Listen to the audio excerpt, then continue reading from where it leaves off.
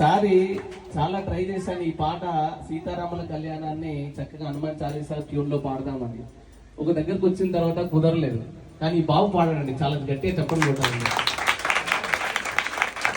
అయితే first of all ఎలా పాడుతున్నాం అనేది పక్కన పెడితే, పాడదామని ఈ ట్యూన్ లో పాడదామని ఆలోచన వచ్చింది చూడండి, దానికి హ్యాట్స్ ఆఫ్ అండి. అసలు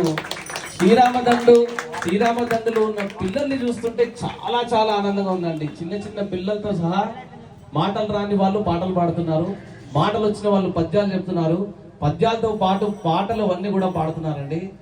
అసలు కొన్ని సిచ్యువేషన్లు ఎట్లా అయిపోయిందంటే, పిల్లల వల్ల పేరెంట్స్ ఖచ్చితంగా భజనకు రావాల్సి వస్తుంది అనమాట. అలాంటి అద్భుతమైన సిచ్యువేషన్ తీసుకొచ్చారు శ్రీరామదండులో. ఇది చూస్తున్నప్పుడు మాత్రం ఆనందము ఒక రేంజ్ లో ఆకాశాన్ని అందుతుంది అనమాట. చాలా చాలా చాలా సంతోషం. పిల్లలందరూ కూడా ఆయుర ఆరోగ్యాలతో అష్టైశ్వర్యాలతో చాలా అద్భుతంగా శ్రీరామదండుని ముందుకు తీసుకెళ్లాలని మనస్ఫూర్తిగా కోరుకుంటున్నాను. ఈ పిల్లలే రేపు పొద్దున శ్రీరామదండు నడిపేది.